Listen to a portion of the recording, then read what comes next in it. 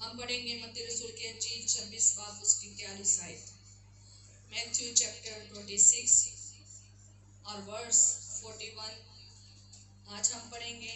आज का जो वचन है वो ये है, जागते रहो और प्रार्थना करते रहो कि तुम परीक्षा में ना पड़ो। Hallelujah, hallelujah, hallelujah. पढ़ेंगे एक जना।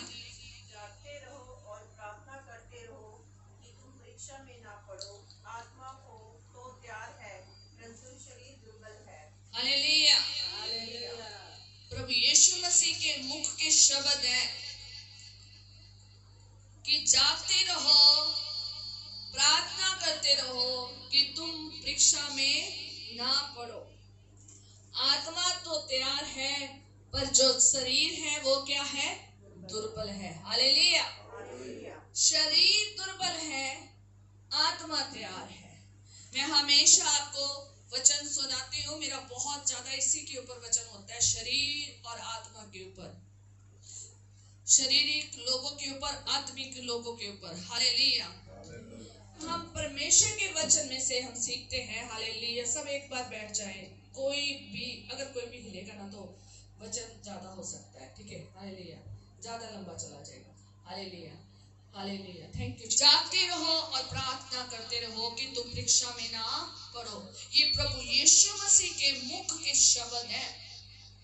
प्रभु यीशु मसीह ने अपने चेलों को बोले हैं, उन्हें जगाना है, उन्हें बोला है कि तुम जागो और प्रार्थना करो। जागो और क्या करो? प्रार्थना करो। आज ये वचन सिर्फ चेलों के लिए नहीं बल्कि हमारे लिए भी है, हमारे सब मसीही लोगों के लिए है। ये उन लोगों के लिए नहीं जो शारीरिक है, जो संसारिक है। कौन है? संसारिक, शारीरिक है। ये उनके लिए नहीं, ये उन लोगों के लिए वचन है जो खुदा के पीछे चलते हैं, जो संसार को त्याग कर किसके पीछे हो लिए हैं? यीशु के पीछे, प्रभु यीशु के पीछे हो लिए। जो शरीर की सारी अभिलाषाएं, आंखों की अभिलाषाएं, संसारिक अभिलाषाएं, जिन्होंने संसार का त्याग कर दिया है, ये वचन उनके लिए है। जिन्होंने तौबा कर ली है, बपतिस्मा ले लिया है, जो कहते हैं कि हमने किसके साथ चलना है? प्रभु यीशु के साथ चलना है, खुदा के साथ चलना है। ये वचन उनके लिए है। उनको खुदा कह रहा है, जागते रहो और प्रार्थना करते रहो। हर मसीही की बात करती हूं मैं, किसी दूसरे की नहीं। हर मसीही के लिए ये वचन है। जागना है और प्रार्थना करनी है, जागना है और प्रार्थना करनी है। सोना नहीं है, सोना नहीं है। एक सोना तो हम शारीरिक तौर पर देखते हैं, अपनी जिंदगी को रेस्ट दिलाने का। दिन भर के काम करते हैं, थक जाते हैं तो सो जाते हैं। एक सोना वो है, वो सारी दुनिया सोती है। एक सोना वो है जो हमने नहीं सोना, वो संसार सो रहा है। संसारिक लोग सो रहे हैं, शारीरिक लोग सो रहे हैं, जो अभिलाषाओं में फंसे हैं, पाप की दलदल में फंसे हुए हैं, गुनाह में फंसे हुए हैं, वो सो रहे हैं। हमने उनके जैसा नहीं बनना। संसार में रहना है पर संसार जैसे काम नहीं करने, हमने आत्मिक रीति में जागना है। हालेलुया। इसलिए जब तुम आ जाते हो ना मसीहत में, तो सोना मना है, जागना ही जागना है, ठीक है?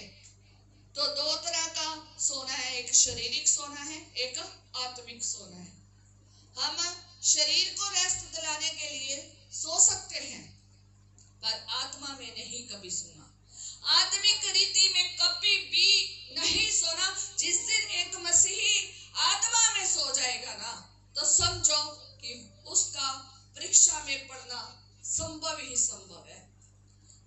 और फिर वो परीक्षा पे परीक्षा में गुजरता जाएगा, निकल पाना बहुत मुश्किल हो जाएगा और वो निकल नहीं पाएगा।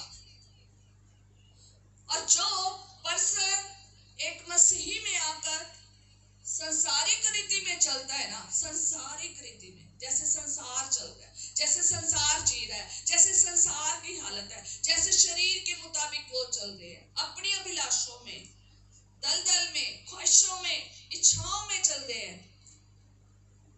अगर एक मसीह वैसा चल रहा है ना, वो अभी मसीह में नहीं है, अभी उसने त्याग नहीं किया, अभी उसने अपनी क्रूस नहीं उठाई है। जिसने तौबा कर ली, बपतिस्मा ले लिया, जिसने अपनी क्रूस उठा ली है, तो वो क्रूस क्या लेकर सोया रहेगा? वो अपनी क्रूस उठा के क्या कर पड़ेगा? चल पड़ेगा। रुकना भी नहीं है, थकना भी नहीं है, सोना भी नहीं है, अनिद्रा भी नहीं होना, अनिद्रों में नहीं रहना, जाग लिया सो लिया, जाग लिया सो लिया, आधे नींद में आगे जागते, ऐसे नहीं रहना। और जिस दिन ये मसीह करेगा, सोता रहेगा, तो वो परीक्षा में पड़ा रहेगा, परीक्षा खत्म ही नहीं होगी उसके जीवन। वो एक परिस्थिति आएगी तो दूसरी में फंस जाएगा, दूसरी आएगी तो तीसरी में फंस जाएगा, तीसरी आएगी तो चौथी में फंस जाएगा, पाप में फंस जाएगा। एक पाप करते करते हजारा पाप कर लेगा, एक गुनाह को छुपाते छुपाते हजारा गुनाह कर लेगा, क्योंकि उसने जागा नहीं है। और जागना कैसे है, आज हमने ये सीखना है और प्रार्थना में लगे रहना है, ताकि हम परीक्षा में ना पड़े। हालेलुया। ये समय बहुत भयंकर है, ये समय बहुत भयंकर है। आज लोग जागते हैं, सबोपदेशक 8 उसके 2 बाब, ठीक है, सबोपदेशक निकाले नीति वचन के बाद आता है सबोपदेशक उसका 8 बाब उसके 16 आयत में जब हम पढ़ते हैं, तो वहां पर जो उपदेशक है वो क्या कहता है? कहता है, जब मैंने बुद्धि प्राप्त करने और सब काम देखने के लिए जो पृथ्वी पर किए जाते हैं अपना मन लगाया। कहां पर मन लगाया? पृथ्वी पर अपना मन लगाया, बुद्धि प्राप्त करके। कहां से बुद्धि ली थी? सबोपदेशक के राजा ने, उपदेशक ने कहां से बुद्धि ली थी? सुलेमान बादशाह है ना, सुलेमान जो बादशाह है, ये सबोपदेशक उसका है। तो उसने बुद्धि कहां से प्राप्त की थी? खुदा से। वरदान मांगा था, उसे मिला, खुदा ने उसे बुद्धि दी थी। और जब उसने बुद्धि प्राप्त की तो उसने सब कामों को जब पृथ्वी पर देखा क्या हो रहा है, तो उसने वहां पर मन लगाया। क्योंकि आप उसकी पूरी हिस्ट्री पढ़ सकते हो, उसके पूरी जीवन की कथा पढ़ सकते हो, ठीक है। और क्या देखा उसने कि कैसे मनुष्य रात दिन जागते रहते हैं, कैसे मनुष्य जाग रहे हैं। आज मनुष्य जाग तो रहा है, पर किस तरीके से? सांसारिक रीति से, शारीरिक रीति से, उसके कामों के लिए, उसकी अभिलाषाओं के लिए। उसके शरीर की अभिलाषाएं कभी पूरी ही नहीं होती, परिवार की अभिलाषाएं कभी पूरी ही नहीं होती। परिवार के लिए, शरीर के लिए, संसार के लिए, आंखों की अभिलाषा के लिए, अपने कामों के लिए जाग रहा है। तो जरा आज ये 12 में पढ़ लेते हैं, 14 में पढ़ लेते हैं, फिर लंबा हो जाएगा। तो 14 में हम पढ़ेंगे और वहां पर लिखा है कि एक व्यर्थ बात पृथ्वी पर होती थी। जाग रहे हैं, पर क्या हो रही थी? एक व्यर्थ बात हो रही थी। अर्थात ऐसे धर्मी हैं जिनकी वह दशा होती है जो दुष्टों की होनी चाहिए। धर्मी पुरुषों की पहले वो बात कर रहे हैं कि जो कहते हैं हम तो खुदा को मानते हैं, हम खुदा में चलने वाले हैं, हम तो खुदा के लोग हैं, हम उसकी प्रस्तिश करने वाले हैं। पर लेकिन उनकी दशा कैसी है? ऐसी है जैसी किसकी होनी चाहिए? एक दुष्टों की। और कहता ऐसे दुष्ट है जिनकी वह दशा होती है जो धर्मियों की होनी चाहिए। और मैंने कहा कि ये तो व्यर्थ है। ये क्या है? व्यर्थ है। तब मैंने आनंद को सराहा। उसने बड़ा आनंद लुत्फ उठाया, आनंद का लुत्फ बड़ा उठाया। जाके आप सुलेमान बादशाह का देखेंगे तो उसने बड़ा आनंद उठाया। कहता मैंने आनंद का सराहा, आनंद को सराहा, क्योंकि आनंद वहां का बड़ा मजेदार है। संसार का आनंद सबको बहुत भाता है और कोई भी संसार को छोड़कर जाना नहीं चाहता। चाहे हमारे खुदा ने हमारे लिए जगह तैयार की हुई है, कहां पर? स्वर्ग में। वहां हमारे लिए घर बनाया हुआ है, घर की वस्तुएं बनाई हुई है, हमारे लिए कपड़े रखे हुए हैं, हमारे लिए ताज रखा हुआ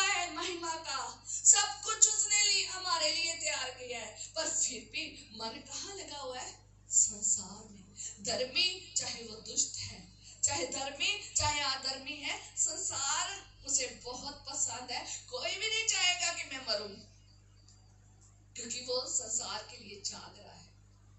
और लिखा है कि क्योंकि सूर्य के नीचे मनुष्य के लिए खाने पीने और आनंद करने को छोड़कर कुछ भी अच्छा नहीं।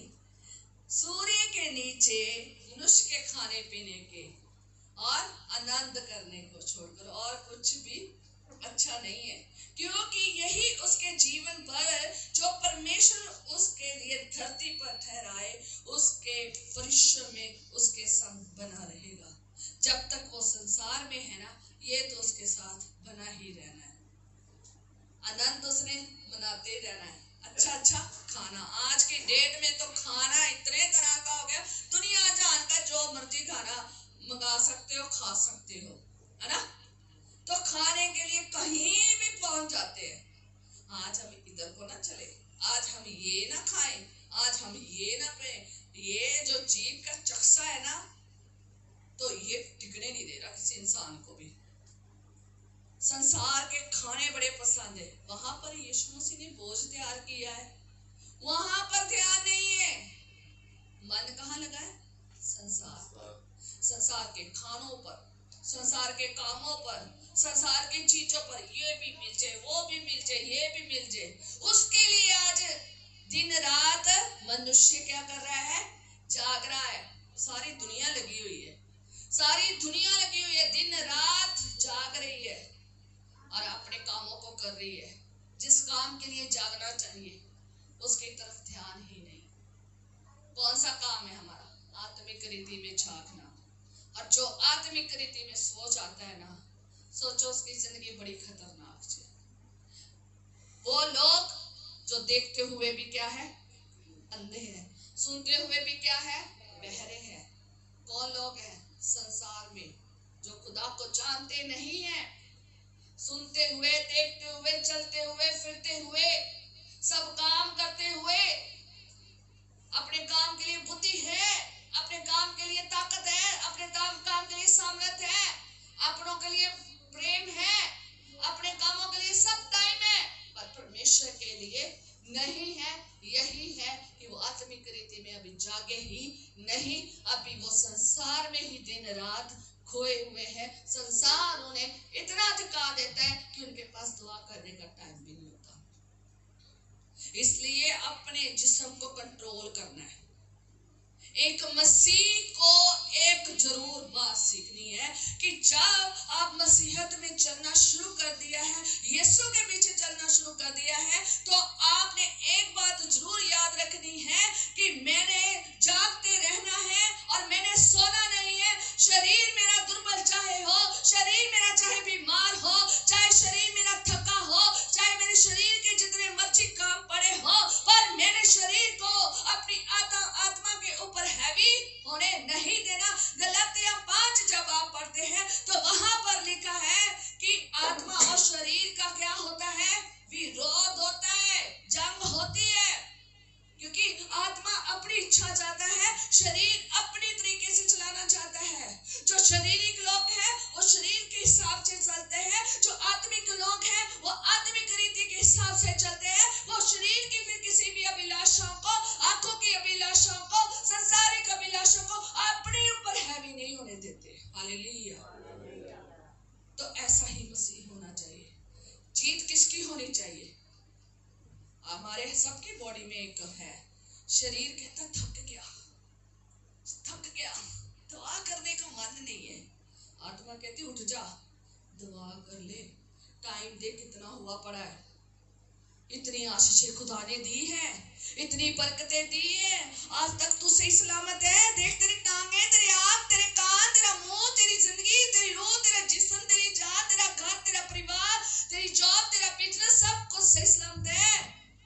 तुझे खुदा आशीष दे रहा है, खुदा तुझसे प्यार करता है। कलाम में लिखा है जागते रहो, प्रार्थना करते रहो, उठ जा, जाग प्रार्थना कर। पर शरीर कहता है नहीं, कल करेंगे, कल करेंगे। शरीर जीतना चाहिए या आत्मा?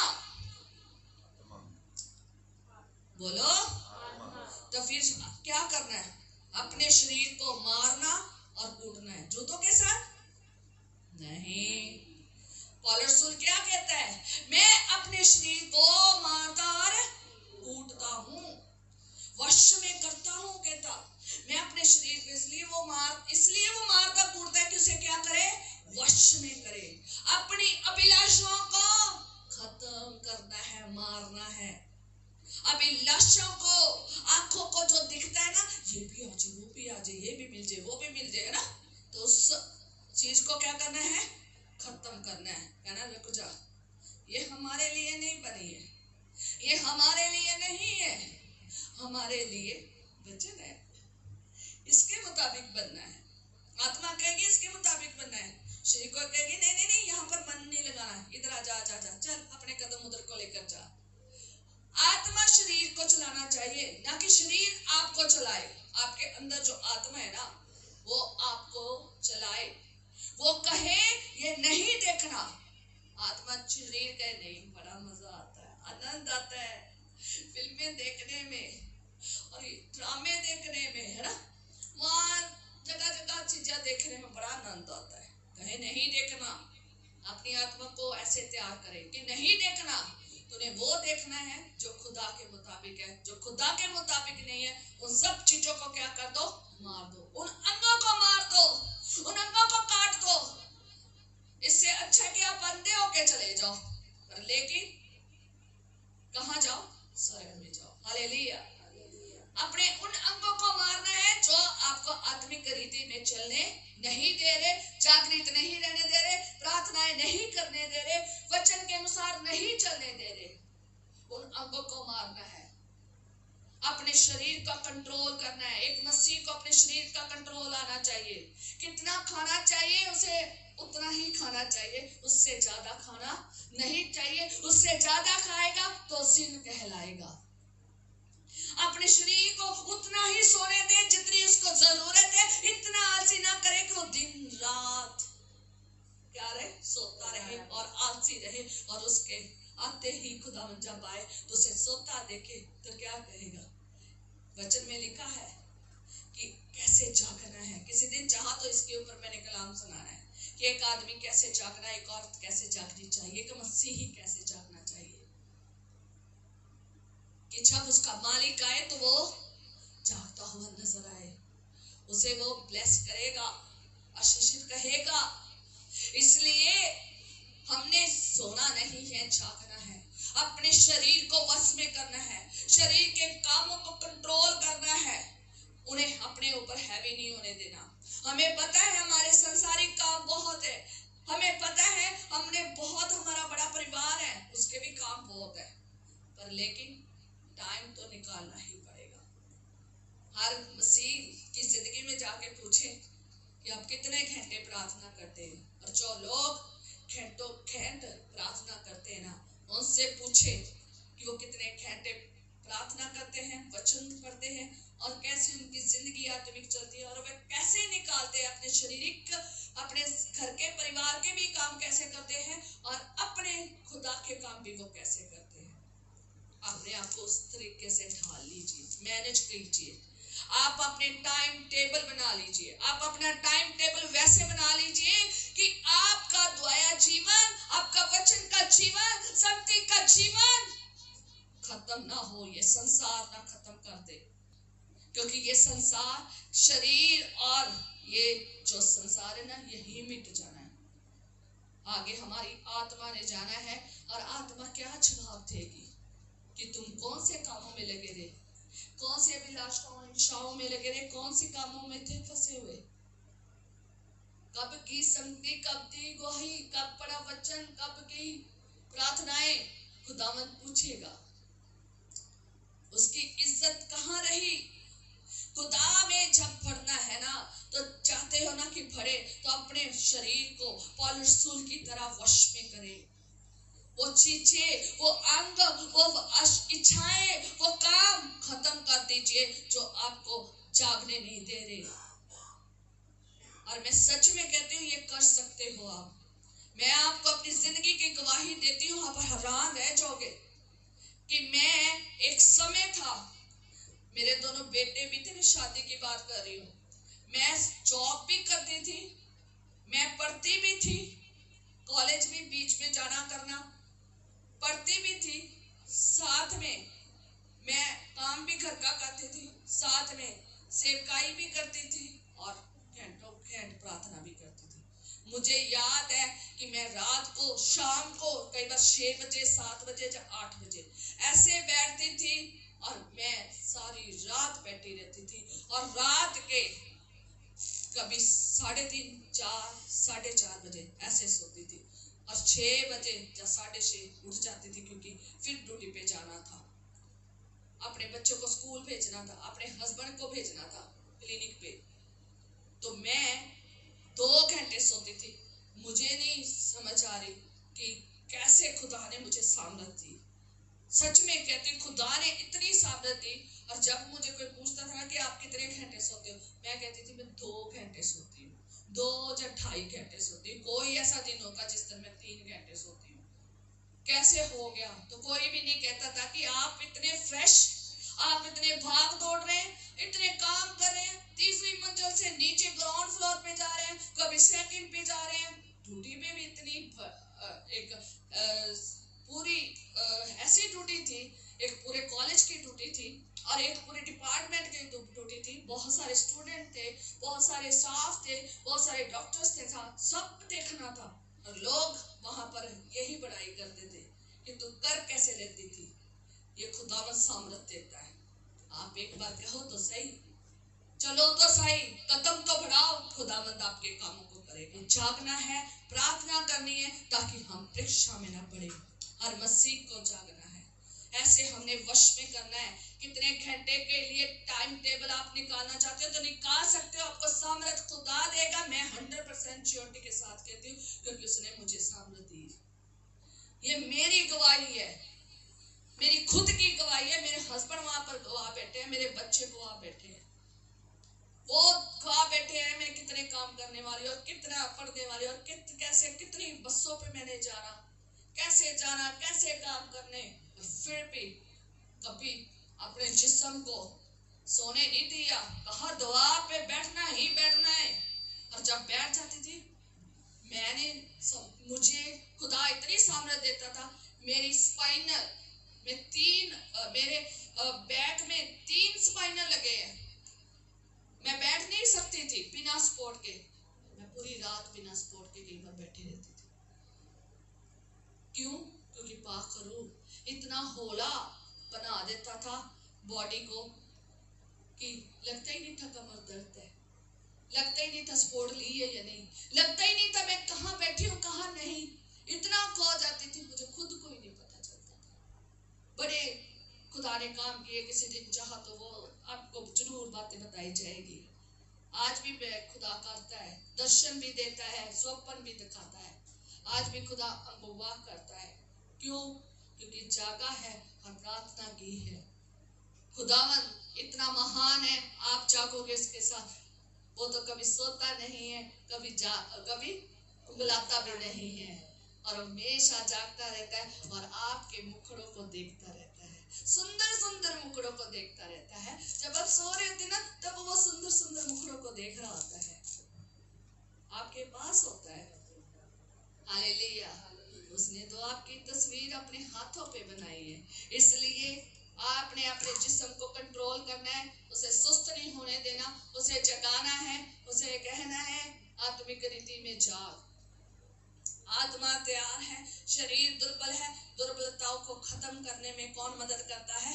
पाक करो। कैसे विनती करनी है वो बोलता है तुम्हारे बीच में होकर। कैसे रो रो कर विनती करनी है, निवेदन करनी है, वो सिखाता है। आप नहीं जानते कैसे दुआ करनी है, वो सिखाएगा, करेगा। हालेलुया। और याद रखें, क्या आपने आगे बढ़ना है ना, तो जागृत रहना बहुत जरूरी है। जागृति आपके घर में, बच्चों में, बुजुर्गों में, जवानों में होना बहुत जरूरी है। जो सो गया वो रह जाएगा, जो सो गया वो गुनाह में चला जाएगा, जो सो गया वो परीक्षा में ही पड़ा रहेगा, जो प्रार्थना नहीं करेगा वो परीक्षा में ही रहेगा। आए हम वहां जाएंगे, मत्ती रसूल की अंजील उसका 26 बाब और उसमें देखेंगे। और यीशु मसीह यहाँ जानते थे कि कौन सी आगे खड़ी आने वाली है। ये वो समय था कि जब यीशु मसीह को पकड़वाया जाना था। और उस टाइम की बात है ये, गतसमनी बाग में यीशु मसीह अपने चेलों के साथ गए और उन्हें कहा तुम यहीं ठहरो। आप जब पढ़ोगे मत्ती 26 और उसका 38 पढ़ोगे तो वहां से, वैसे तो तुम 36 से पढ़ोगे तो वहां आपको थोड़ा और क्लियर हो जाएगा। तो वहां पर यीशु मसीह ने कुछ उनसे बातें की और उन्हें यह कहा मेरे साथ जागते रहो। क्या कहा? मेरे साथ जागते रहो। प्रभु यीशु मसीह उदास थे। प्रभु यीशु मसीह कहते मेरा प्राण निकला जा रहा है और वो व्याकुल थे, शरीर में उदास और व्याकुल थे, क्योंकि आगे जो परिस्थिति आने वाली थी ना, एक घड़ी ऐसे आने वाली थी जब दुनिया के सारे पाप, संसार के सारे पाप अपने ऊपर ले लेने थे और पापी हो जाना था। जो हमारा परमेश्वर है वो कभी भी पापी को पसंद नहीं करता। वो ये घड़ी को देखना नहीं चाहता था कि पिता अपना मुंह फेर ले। इसलिए वो दास है, वो पापी नहीं था, उसने पापी बनना था। वो श्रापित नहीं था, उसने श्राप अपने ऊपर ले लेने थे। सारी जगत के, सारी दुनिया के, सारे जगत के पाप और श्राप अपने ऊपर ले लेने थे। सोचो, सारी दुनिया के आज हम अपने पाप नहीं उठा पा रहे, अपने पापों में से निकल पाना बड़ा मुश्किल है। दूसरों के लिए, दूसरों को पाप में से निकाल कर लाना बड़ा मुश्किल है। दूसरों को उस गुनाह में से खींच के लाना बड़ा मुश्किल है। उसके लिए हमें कितनी मेहनत करनी पड़ती है, दुआएं करनी पड़ती है, फिर जाकर वो बंदा, वो बंदी बाहर आता है गुनाह से। तो खुदा ने तो सारे गुनाह अपने ऊपर ले लेने थे हमारे यीशु नासरी ने। और यीशु मसीह उस घड़ी के लिए क्या थे? व्याकुल थे, उदास थे। तो उसने अपने चेलों को साथ लेकर गया। होता ना, हम साथ रखते हैं, चेलों को साथ लेकर गए। वैसे भी वो उसके बहुत प्रिय थे। उसने कहा तुम यहीं ठहरे रहो, तुम यहीं ठहरे रहो और मेरे साथ जागते रहो। आप प्रार्थना करने चले गए, मुंह के थोड़ा सा आगे गए हैं, मुंह के बल गिरे हैं और प्रार्थना करनी शुरू करी है और वापस आए हैं। जब उन्होंने देखा, 40 में जब पढ़ोगे तो वहां पर देखा अपने चेलों को, तो वो सोते पाया। क्या पाया? उनको सोते पाया। और पतरस से कहा क्या तुम मेरे साथ एक घड़ी भी ना जाग सके? क्या तुम मेरे साथ एक घड़ी भी ना जा सके? क्योंकि प्रभु यीशु मसीह के साथ इनकी यही तक कड़ी थी। उसके बाद जी उठने के बाद 40 दिन थी, उसके बाद फिर यीशु मसीह ने कहा जा स्वर्गारोहण हो जाना था। आज ये वो समय था, ये वो प्याला यीशु मसीह पीने को था। यीशु मसीह रूह में थे, मनुष्य जीवन में होकर एक रूह में थे और वो जानते थे कि आगे घड़ी कौन सी आने वाली है। वो समय को जानते थे, हर समय को जानते थे। वो हमेशा जागृत रहते थे, हमेशा प्रार्थना में रहते थे। कभी देखा प्रभु यीशु मसीह को कितने घंटे प्रार्थना करते? लगा लीजिए, सारी रात प्रार्थना, सारी रात पहाड़ पर प्रार्थना, सारी रात गतसमनी में प्रार्थना, दिन भर भी वो प्रार्थना में रहते थे। लोगों को चंगा करना, कलाम सुनाना, चलते रहना, इधर चल। सोच के देखो, आज गाड़ियां हैं, आज व्हीकल मिले हैं, तो हम संगति नहीं कर पाते। यीशु मसीह के जमाने में देखो, क्या मोटरसाइकिल थे? क्या गाड़ियां थी? क्या ये सारे साधन, जहां बसें थी? कुछ भी नहीं था। फिर भी एक जगह से दूसरी जगह, हर गली में, हर घर में जगह जगह जाकर वो प्रचार करते थे और लोगों को आजाद करते थे, लोगों की जिंदगियों को बहाल करते थे, लोगों के लिए आशीष का कारण बनते थे, लोगों को बरकत देते थे।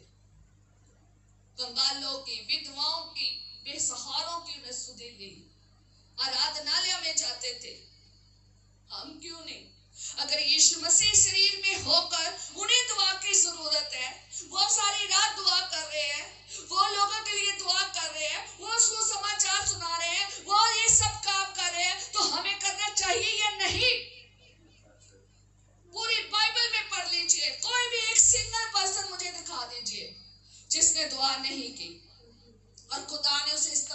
गया, उसे कहा कि तू मेरा है, कि मैं तेरे से प्रसन्न हूं, तो तेरे से खुश हूं। कहा कोई था?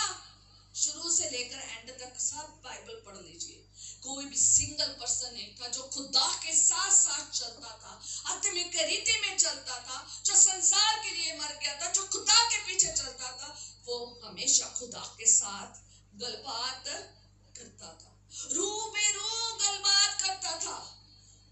और जब हम जागते हैं, प्रार्थना करते हैं, हम रूबेरू गलबात करते हैं, और जब नहीं करते तो फिर सोचिए क्या होता है।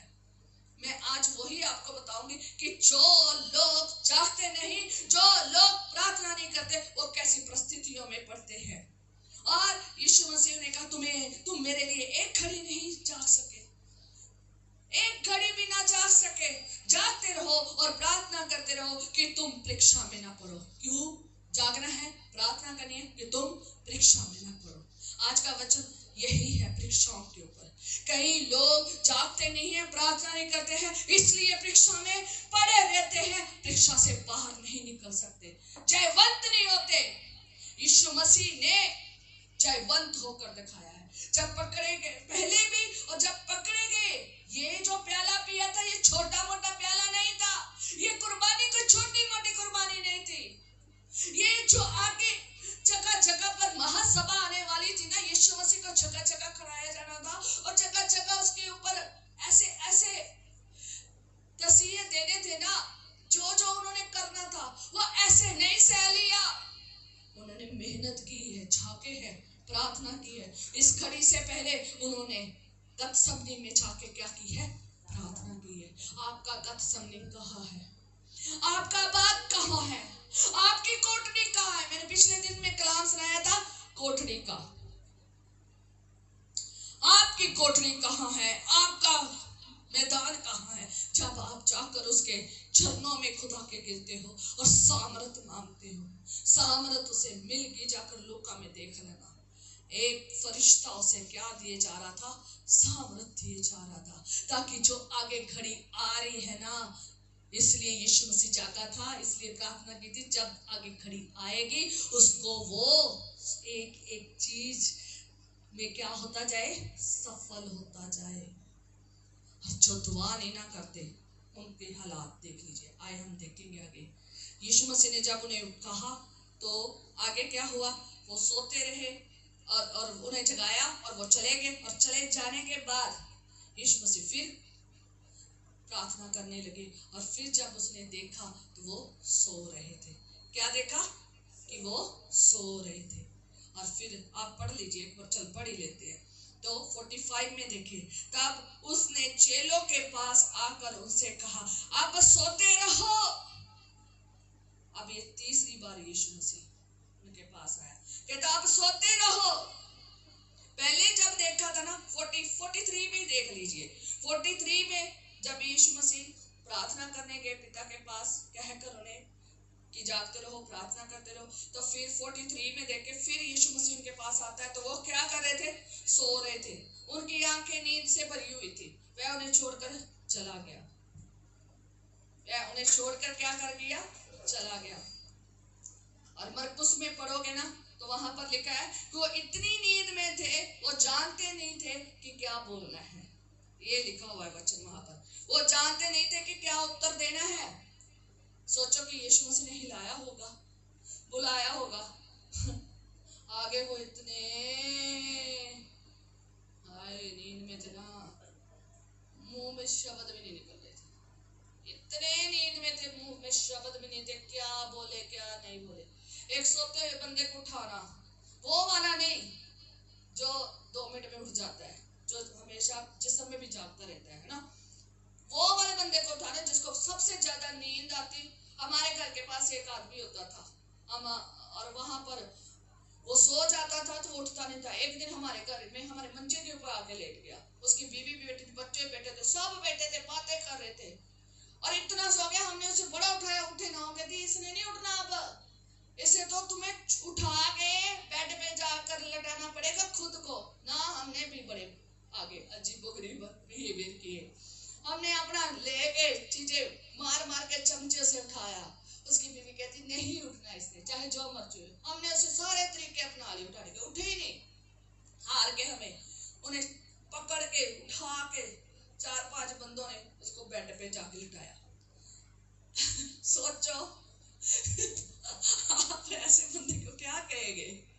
ऐसे बंदे, ऐसे लोग हैं जो सो रहे हैं, जो कुछ भी नहीं बोल रहे, ये भी बेचारे इतने थके हुए ऐसे सो रहे हैं, इन्हें भी समझ नहीं है कि क्या बोलना है। इतनी गहरी नींद में मसीही लोगों, इतनी गहरी नींद में नहीं सोना। चेलो इतनी गहरी नींद में नहीं सोना। सेवको इतनी गहरी नींद में नहीं सोना। आगे यीशु मसीह कहते हैं जब आप पढ़ोगे तो 45 में कहते सोते रहो, क्या करो?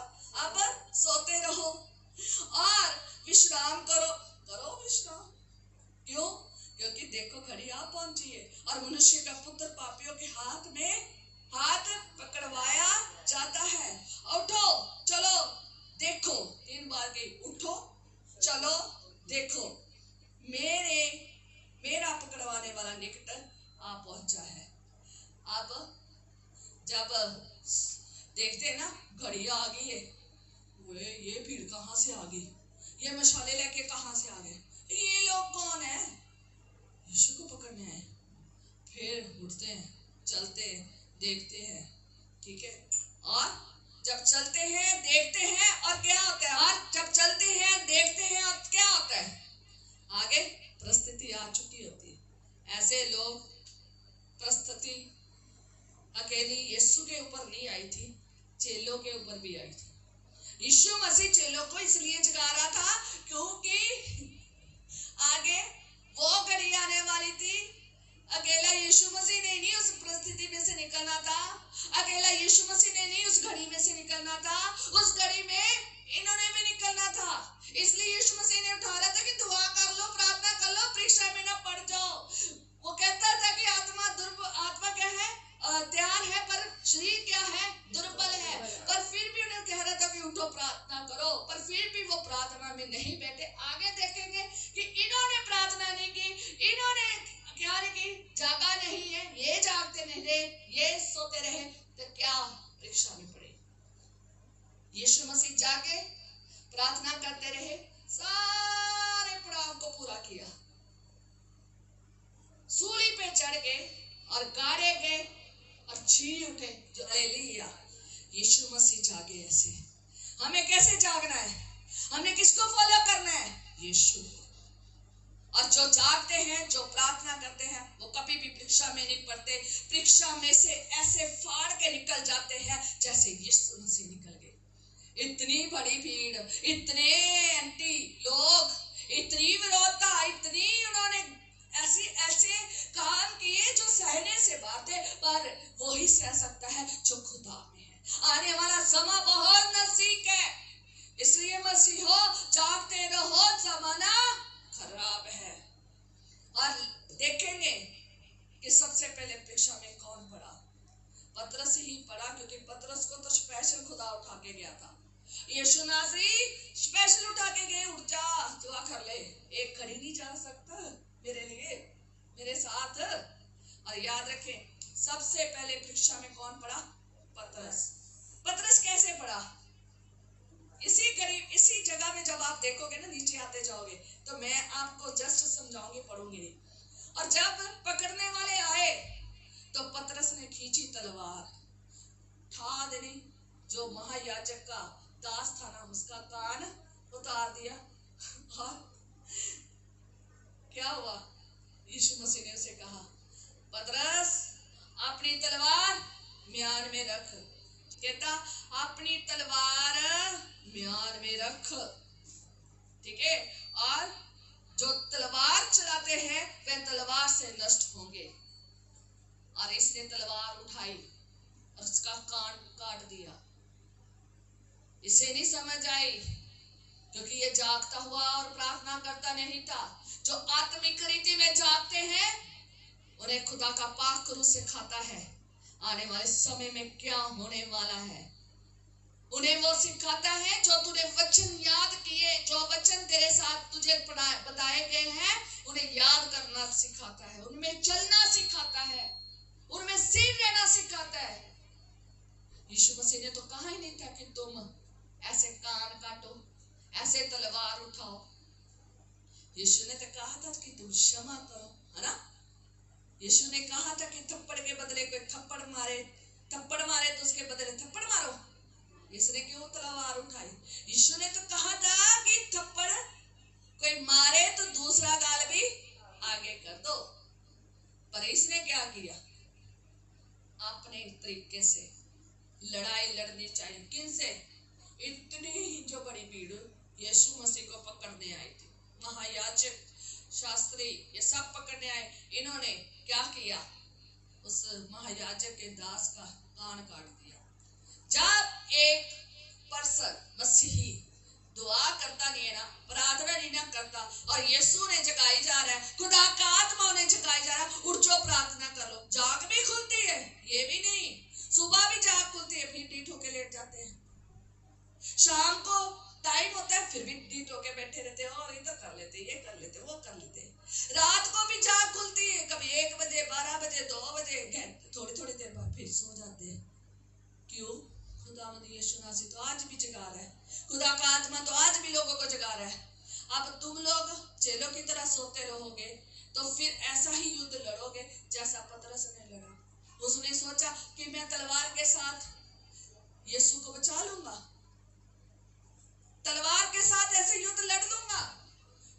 एक कान काट के युद्ध लड़ सकता है, एक तलवार पर युद्ध लड़ सकता है? नहीं लड़ सकते। फिर आप संसारिक तौर पर युद्ध लड़ोगे, जैसे संसार तलवार उठाता है, जैसे संसार लड़ता है ना, फिर एक ऐसा ही लड़ोगे। जो लोग जागते नहीं है, प्रार्थना नहीं करते हैं। हमें खुदावंद ने ये तलवार नहीं दी, हमें खुदा ने आत्मिक तलवार दी है। आत्मिक तलवार कौन है? परमेश्वर का वचन। इफिसियों 6 उसकी 17 में पढ़ लेना जाकर, कहते आत्मा की तलवार ले लो, जो क्या है? परमेश्वर का वचन। वचन के साथ लड़ेंगे, वचन के साथ लोगों को हराएंगे। यीशु मसीह ने कैसे हरा दिया? जाके पढ़ लो सारी कथा यीशु की, इसके बाद सारी पढ़ लो कैसे हराया। हमने भी ऐसे हराना है। यीशु ने सिखाया क्या था? ये किस तरफ को चल पड़े हैं, कैसे चल रहे हैं, किधर को चल रहे हैं, अपने तरीके से लड़ाई लड़ रहे हैं। लेकिन जो खुदा में है ना, वो कुछ भी नहीं करते, वो यीशु मसीह की तरह कहते हैं किस काम के लिए आए हो? पकड़ लो। वो फिर यीशु की तरह लड़ते हैं, विरोधता नहीं करते, संसारिक तरीके से नहीं लड़ते, खुदा की आत्मा के चलाए चल के उसके द्वारा लड़ते हैं। जहां बोलना है वहां बोलेंगे, जहां जो कहना है वहां कहेंगे। इसलिए पतरस सबसे पहले क्या हुआ? परीक्षा में पड़ा। सबसे पहले परीक्षा में पड़ा, इस परीक्षा में वो फेल हो गया। दूसरा सेकंड कौन परीक्षा में पड़े? मत्ती 26:55 में जब पढ़ते हो तो वहां लिखा है कि सब चेले छोड़कर भाग गए। जब यीशु मसीह को पकड़ने के लिए आए थे ना, उन्होंने पकड़ा यीशु मसीह को, तो सब चेले छोड़कर भागे। सारे के सारे चेले वो थे जो लगातार वचन भी सुनते थे, प्रार्थनाओं में भी रहते थे, लोगों को चंगा भी करने के लिए जाते थे। सब काम एक सेवकाई में जो होने चाहिए वो साथ साथ यीशु के करते थे। तो क्या हो गया? सब भागे। सब क्या हो गए? भागे। जो दुआ नहीं ना करते, जो जागते नहीं है, जिनको जो आत्मिक रीति में जागृत नहीं है। आत्मिक रीति में जागने वाले कौन है? जो वचन में भी हमेशा बंधन लगाते रहते हैं, दुआ भी करते रहते हैं, हमेशा भविष्यवाणी क्या क्या आगे हो रही है वो भी देखते रहते हैं। जो लगातार जागृत रहते हैं वो हमेशा क्या रहते हैं? जीतते हैं। और जो जागते नहीं है ऐसे ही भाग जाते हैं। जैसे परीक्षा आई नहीं, जैसे दुख आया नहीं, जैसे बीमारी आई नहीं, जैसे कष्ट आया नहीं, भाग जाते हैं। पहले हफ्ते छोड़ के भाग जाते हैं। यीशु वहां पे खड़े हैं, प्रभु यीशु वहां पर खड़े हैं, यीशु मसीह को छोड़कर भागे। ऐसे ही आज वो लोग हैं जो यीशु मसीह पर, खुदा के ऊपर बुड़बुड़ाते हैं जब उनकी इच्छाएं पूरी नहीं होती, जब उनके ऊपर कोई परिस्थिति आ जाती है, जब बीमारी, परेशानी, दुख, मुसीबत, कुछ भी नुकसान, कुछ भी अंधेरा आ जाता है, कुछ भी प्रॉब्लम आ जाती है वो ऐसे ही भाग जाते हैं, पहले हफ्के ही भाग जाते हैं और फिर क्या हो जाते हैं, जब फिर बोलते रहते हैं, बुड़बुड़ाते रहते हैं, विरोध करते हैं और खत्म हो जाते हैं। और ये भाग गए और ये भूल गए, वचन को भूल गए कि खुदा यीशु मसीह ने क्या कहा था, पहले ही कह दिया था। 3 बारी भविष्यवाणी की थी अपने मरने की और जी उठने की, कैसे पकड़ाया जाना है, क्या क्या होना है, पहले ही बता दिया था। इन्हें याद नहीं रहा और ये क्या हो गया, भाग गए। आगे तीसरा पढ़ेंगे कि पतरस ने 3 बार परमेश्वर का क्या किया, इनकार किया। हमारे प्रभु यीशु मसीह का 3 बार इनकार किया। ये भविष्यवाणी पहले हो चुकी थी पतरस के लिए, उसने भविष्यवाणी की थी और इसने फिर भी इनकार किया। जब मुर्गे ने बांग दी तो इसने 3 बार इनकार किया है और एक बार मत्ती 26 और 72 मत्ती 26 उसका 72 में 72 में जब पढ़ोगे तो वहां पर शपथ खाकर इनकार किया है कि मैं उस मनुष्य को नहीं जानता। याद रखें, जो दुआ नहीं करते, प्रार्थनाएं नहीं करते, जागृत नहीं रहते, जब ऐसी परिस्थिति आती है जब उन्हें कहते ना तू मसीह आजा पकड़े तुझे, आजा तुझे पकड़े, आजा तुझे ये करे, तो कहीं मैं नहीं जानता यीशु मसीह को, ये मनुष्य कौन है, मैं शपथ खाता हूँ। ऐसे इनकार करके आने वाले समय में बहुत सारे लोग ऐसे ही इनकार करेंगे जब दुखों और मुसीबतों का समय आएगा। आज भी इनकार कर रहे हैं, आगे भी बहुत सारे आएंगे, बहुत कम होंगे जो स्वर्ग में जाएंगे। आज भी लोग इनकार कर रहे हैं, जब उन्हें घर के काम याद आते हैं ना तो पहले किसको चुनेंगे, घर के काम, अपने काम, परिवार के काम, लोगों के काम, खाना पीना, इधर जाना, ये अपनी नींद, ये चुनेंगे। वहीं पर खुदा का क्या कर देते हैं, इनकार कर देते हैं। कहो ना बंदगी पे आ जाओ, नहीं मेरी तो सेहत नहीं ठीक है तो हम यहाँ हमारे घर में आ गया, या कोई घर में आ गया, या कोई शादी आ गई, या कोई कुछ आ गया, कभी कुछ आ गया, इतने बहाने पे बहाने, बहाने पे बहाने। दुआया जीवन है नहीं है, संगति का जीवन है नहीं है। इनकार, हर घड़ी पर इनकार कर रहे। तो खुदावंद की प्रार्थना में आना है, दुआएं करनी है, ये करना है, इनकार, वर्शिप करनी है, इनकार, हर काम के लिए इनकार। अभी तो परिस्थिति आई नहीं है, अभी तो घर के काम में इतने ज्यादा बढ़ गए हैं, इनकार कर देते हैं, नहीं आ सकते, दूर पड़ी, ये बड़ा है, वो बड़ा है, ये हमारे ये नहीं, छुट्टी नहीं है, ये है, वो है, बहुत बहाने पे बहाना, बहाने पे बहाना। पर लेकिन आगे बढ़ना है ना तो आपको अपने आप का इनकार करना है, दुनिया का इनकार करना है, फिर ही बढ़ सकते हैं, नहीं तो नहीं। इनकार करना है। आने वाले समय में भी ऐसे तस्वीर मसीहों के ऊपर आएंगे और बहुत सारे लोगों पर आए भी है, और जिन्होंने इनकार कर दिया है वो आगे नहीं बढ़े, और जिन्होंने सह लिया है वो कहाँ जाएंगे, स्वर्ग में। हमने अंतोड़ी तक विश्वास योग्य रहना है और इनकार नहीं करना है, आगे बढ़ते रहना है। आपके घर के कामों के लिए इनकार कर देना है, अपनी सारी चीजों के लिए, नींद के लिए, सब चीजों के लिए इनकार कर देना है। मैं कहूंगी कर देना है, पर लेकिन खुदा में जागने के लिए, दुआ के लिए, प्रार्थना के लिए, संगति के लिए, वचन के लिए इनकार नहीं करना है। एक टाइम रोटी छूट जाए आपकी, इनकार नहीं करना है। हालेलुया। दुआ नहीं जानी चाहिए, बंदगी नहीं जाना चाहिए, बंदगी नहीं छूटनी चाहिए, चर्च नहीं छूटना चाहिए, संगति नहीं छूटनी चाहिए, इसलिए पढ़ते जाना चाहिए। और चौथा नंबर, जो लोग प्रार्थनाएं नहीं करते, जागृत नहीं रहते, ध्यान से नहीं सुनते, जागृत नहीं रहते, जो वचन को याद नहीं करते, जो वचन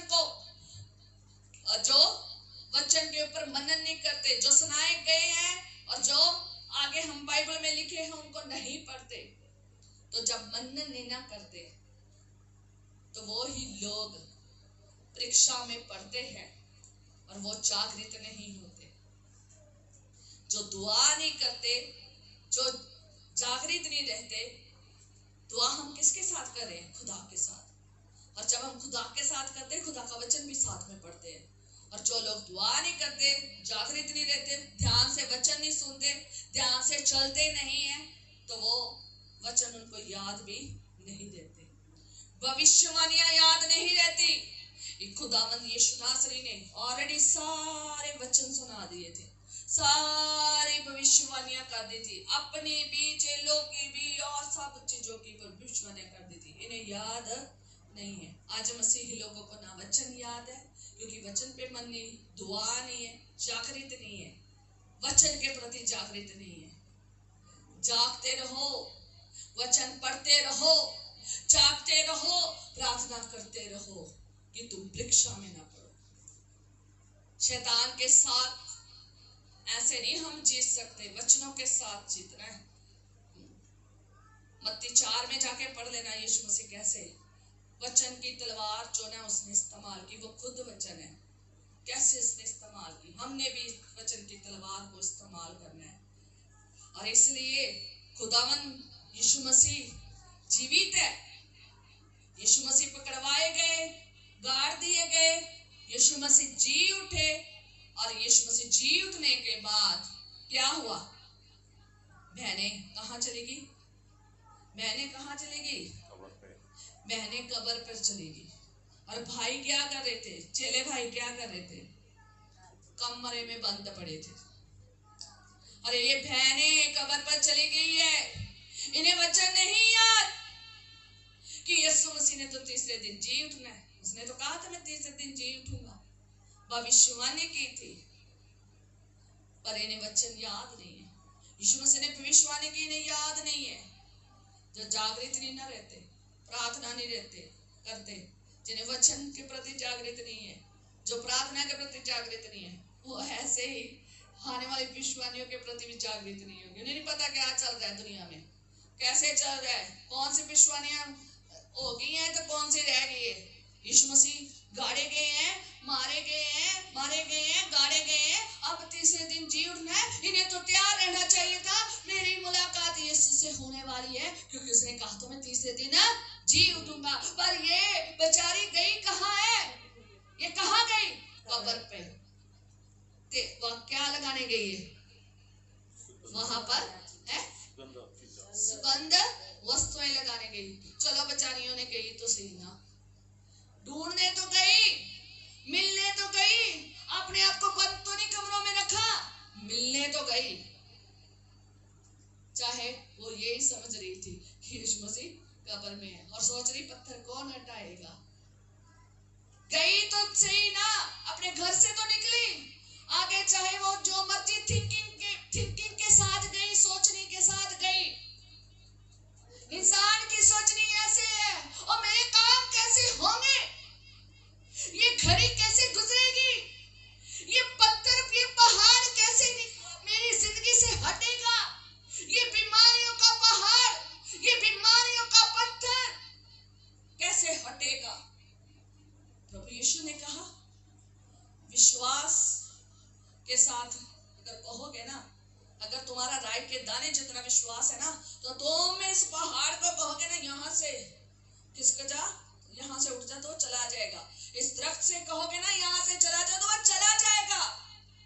ये गई विश्वास के साथ, पता नहीं कैसे होगा, गई तो जरूर, उठी तो जरूर, पर लेकिन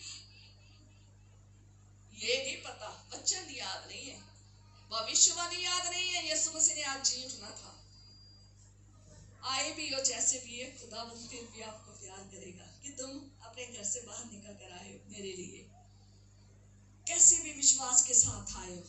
ऐसे विश्वास वालों को खुदावंद जो आते हैं ना, उसको खुदावंद एक नया राह पर एक नई चीज दिखा देता है, जैसे खुदा ने दिखाई है।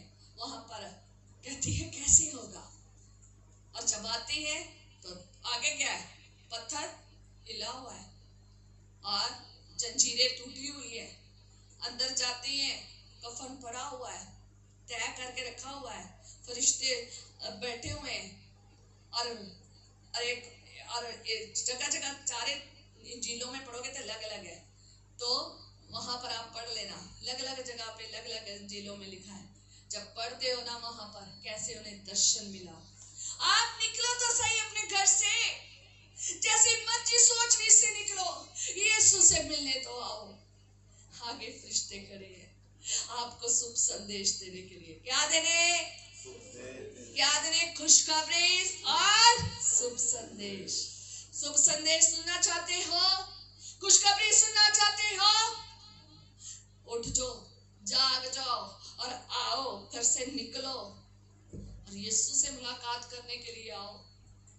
और वो आगे अपने फरिश्तों को तैनात रखा है, वो तुम्हें खुशखबरी देने आए हैं। जिस काम के लिए तुम जाओगे ना वो खुशखबरी देगा। तुम किसे ढूंढती हो? वो तो जी उठा है, अपने कहे वचन के अनुसार है, जी उठा है, वो तो जी उठा है।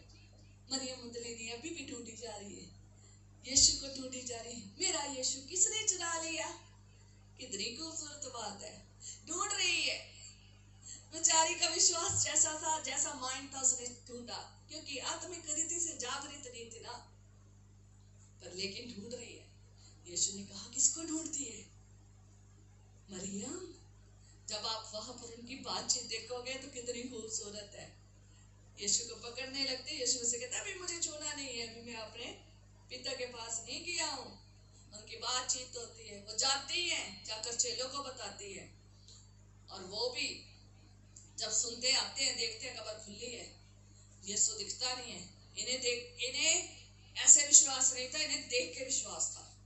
पर लेकिन बहनों ने पहला सुसमाचार पाया, बहनें निकली, जागी, उठी, आई और आगे बढ़ा जलवा देखा, गवाही लेकर आई यीशु के जी उठने की, शुभ संदेश लेकर आई, समाचार लेकर आई चेलों के लिए, यीशु जी उठा है। आज भी मैंने देखा भाई बहुत सोते हैं, बहनें जागती है ज्यादा। सॉरी प्लीज भाइयों, मैंने ज्यादा जागती है, जागृत है, वो ज्यादा दुआएं प्रार्थना करती है, वो उठती है, चलती है देखने के लिए, उनकी सेवा अभी भी है। इसलिए खुदावंद बहनों से बहुत प्यार करता है, हालेलुया। और खुशखबरी भी वो पाती है, कब्र खुली है, पत्थर हिला हुआ है, जंजीरें टूटी हुई है, कफन पड़ा हुआ है, लाश है नहीं है, वो गवाही दे रही है, कब्र खुली हुई गवाही दे रही है, यीशु जी उठा है। वचन याद नहीं, भविष्यवाणी, ओह कब्र बोली जा रही है मैं खुली हुई हूँ, पत्थर कह रहा है मैं हिला हुआ हूँ, तूफान का, और आगे कफन कह रहा है मैं है ये लाश में नहीं हूँ, लाश तो है नहीं है, वो कह रहे हैं, वो याद ला रहे हैं, पर लेकिन अभी भी कहते कहाँ गया चला, कौन उठा के ले गया, ढूंढ रही है। फिर याद ना आए, फिर परमेश्वर अपने दूत को भेजता याद दिलाने के लिए। वो जी उठाए अपने वचन के अनुसार, वचन के अनुसार सब कुछ हो गया है। याद रखे, जागृत रहना है, वचन में मगन रहे, और वो अपने समय समय पर आपको अपने वचन के अनुसार सिखाएगा और दिखाएगा। आगे भविष्यवाणी जो जो पूरी होने वाली सब दिखाएगा। हालेलुया। मोहरे टूटी हुई बता रही है यीशु मसीह जी उठा है। हालेलुया। क्या ऐसे मसीह बनना है?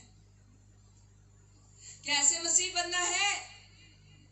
सोते हुए है भाई, जागते हुए मसीह बनना है। हालेलुया,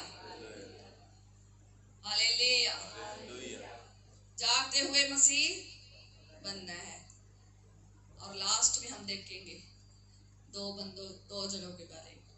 चेले, खुशखबरी मिल गई है, यीशु मसीह वो कहाँ बैठे हैं? कमरे में बंद, रो रहे हैं। क्यों रो रहे हैं? यहूदियों के डर से वो कमरे में बंद थे। यूहन्ना रसूल की अंजील में पढ़ोगे ना, यहूदियों के डर से वो कमरे से बंद थे। अब उन्हें अपना डर सता रहा था, अब हमें ना ऐसे, हमारे साथ ऐसा ना हो जाए, हमारी भी हालत ऐसे ना कर दे। डरे हुए बैठे हुए। ये बहनें कहती है यीशु मसीह जी उठे हैं, हमने देखा है, हमने फरिश्ते का दर्शन पाया है। पर नहीं, ये अभी भी सो रहे हैं, अभी भी जाग नहीं रहे। गवाही भी मिल गई, सुसमाचार भी मिल गया, खुशखबरी भी मिल गई, तभी भी क्या हो रहे, सो रहे हैं। यीशु मसीह चेलों से बहुत प्यार करते थे। बंद दरवाजे में ही अंदर आ गए। क्या हुए? बंद दरवाजे में ही अंदर आ गए। कहता तुम्हें शांति मिले। आके उनसे बातचीत की, उन्हें वो दिया जो बहुत एक मसीह के लिए जरूरी है। क्या दिया? उन्हें के ऊपर फूक मारी, पवित्र आत्मा लो। याद रखे, एक ही वजह थी, ये जागृत नहीं थे, ये प्रार्थना में नहीं थे, ये वचन नहीं याद थे, इन्हें भविष्यवाणी नहीं याद थी, ये डरपोक थे। क्यों डरपोक बन गए? क्योंकि पवित्र आत्मा नहीं था। जब इन्हें पवित्र आत्मा मिला है ना, उसके बाद का दृश्य देखना। जब इन्हें पवित्र आत्मा नहीं मिला, उसके पहले का दृश्य देखना। और जब यीशु मसीह जब मर गए और कब्र में चले गए और इनको दिखाई नहीं ना दिए, उस समय का भी दृश्य देखना। कहाँ बैठे थे? कमरे में बंद बैठे हैं, डरपोक हुए बैठे हैं, यहूदियों से डर रहे हैं, उस भीड़ से डर रहे हैं। हमारा हर्ष क्या होगा? रो रहे हैं किसकी याद में? यीशु की। जैसे हम अपने प्रियजनों के लिए रोते हैं जब कोई मर जाता है, ये भी ऐसे ही रो रहे हैं। इन्हें याद नहीं वचन। जब एक मसीह दुआ वाला, प्रार्थना वाला नहीं ना होता, वचन वाला जीवन जागृत नहीं होता, वो डरपोक बन जाता है। डरता है किससे? इंसानों से, हमला करने वालों से, उस भीड़ से, विरोधियों से, शैतान से, बीमारी से, परेशानी से, दुखों से, नुकसान से डरता है। पर जब कोई प्रार्थना करने वाला है, वो परवाह नहीं करता। यीशु मसीह की तरह वो अपने सारे प्रभावों को क्या कर लेता है? पूरा कर लेता है। Hallelujah, hallelujah. इसलिए विश्वास करना है, कुड़कुड़ाना नहीं है, रोना नहीं है, विरोध नहीं करना, ऐसे नहीं पड़े रहना, कमरे में बंद नहीं होना। एक मसीह कमरे में बंद नहीं होना चाहिए। तब बंद हो जब खुदा के आगे प्रार्थना कोठड़ी की करने जाए, ठीक है? अदरवाइज नहीं। इन्हें वचन नहीं याद है। ये दुआ करते होते यीशु मसीह ने तो इनको कितनी बार डांटा, कितनी बार अविश्वासी कहा, कितनी बार ये चंगा करने गए गुंगी बहरी आत्मा का। पिछली बार सुनाया था ना कि गुंगी बहरी आत्मा को चंगा करने गए, इनसे चंगा नहीं हुई, तो यीशु मसीह ने उस टाइम भी डांटा। जब तूफान हुआ तब भी डांटा, उन्हें कहा अविश्वासी हो। ऐसे अविश्वासी बन जाते हैं, वचन याद नहीं रहते हैं, अविश्वासियों की तरह हो जाते हैं और पड़े रहते हैं। बंद होकर डरना है, डरना है। यीशु मसीह ने कहा मैं तो तुम्हें अनाथ नहीं छोड़ूंगा। खुदा का वचन क्या कहता है? ना डर ना घबरा, मैं तेरे साथ हूं। यीशु मसीह जब तक साथ था तब तक तो ये बड़े तोड़ के साथ चलते थे। और जैसे यीशु मसीह अपने उस घड़ी में गया तो ये क्या हो गए? डर के डरपोक होके बैठ गए।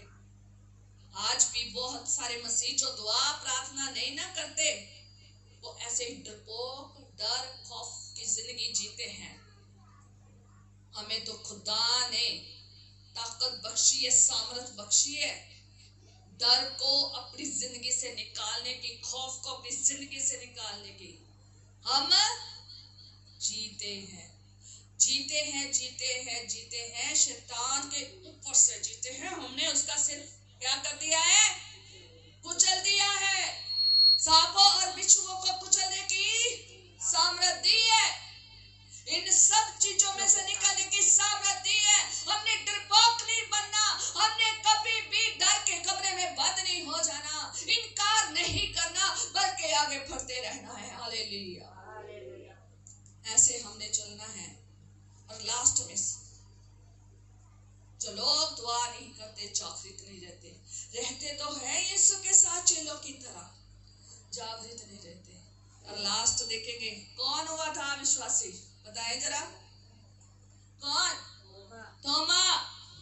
थोमा विश्वासी हुआ था। उस दिन वो नहीं था जिस दिन वो चेलों को दिखाई दिया था।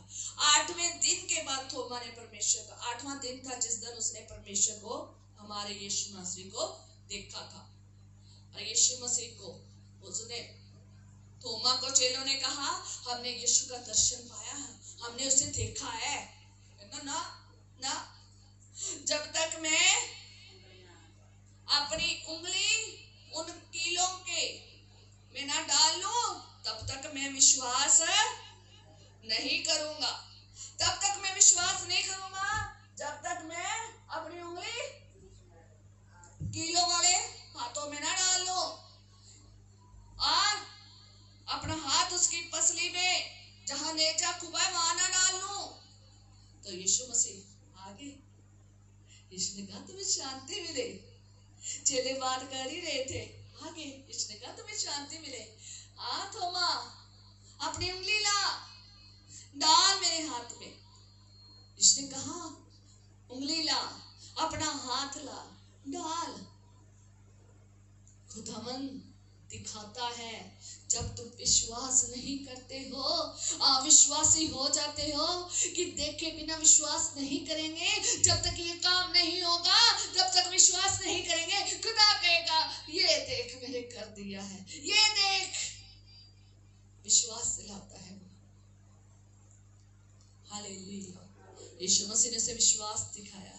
फिर उसने क्या कहा, है प्रभु, है मेरे परमेश्वर। फिर आता है मेरा परमेश्वर मेरा प्रभु है। फिर विश्वास आता है। हमने बिना देखे उस पर क्या करना है, विश्वास करना है। आगे कुछ दिखे या ना दिखे आपने विश्वास करना है। गवाहियों के ऊपर विश्वास करना है, वचन के ऊपर विश्वास करना है, उसकी बातों के ऊपर क्या करना है, विश्वास करना है। और वही विश्वास करता है जो जागृत रहता है, जो प्रार्थना में रहता है, जो लगातार खुदा के साथ रूबरू गलबात करता है, वही जागृत रहता है, वही प्रार्थना में रहता है, वही विश्वास योग्य रहता है, वो कभी डगमगाता नहीं है। हालेलुया। समय बहुत भयंकर है, बहुत खतरनाक है, इसलिए है मसीहों, है मसीह बहनों, है मसीह भाइयों, है मसीह बच्चों, है मसीह बुजुर्गों, जागो, प्रार्थना करो और वचन में मन लाओ और भविष्यवाणियों को देखो कितनी पूरी हो चुकी है और कितनी रह गई है। उसका राज्य निकट है, समय नजदीक है। वो ही आगे निकल पाएगा जो जागता है और प्रार्थना करता है। हालेलुया।